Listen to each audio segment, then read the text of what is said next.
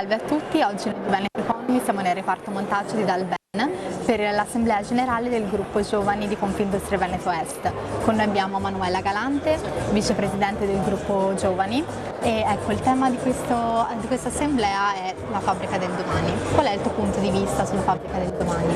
Allora, la fabbrica del domani, quella che poi descriveremo anche durante la nostra assemblea, è un luogo di lavoro dove come protagonista c'è la persona, quindi non più il profitto come è sempre stato pensato, è sempre stato nell'idea comune, ma la persona, i collaboratori e quindi apportando tutta una serie di innovazioni tra cui il welfare, anche un sistema di lavoro in cui ci sia anche del tempo libero per la vita e anche la parità di genere, delle opportunità per le donne, per le mamme che possono restare nel mondo del lavoro.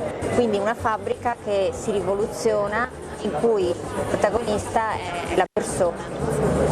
Va bene Manuele, ti ringrazio e alla prossima.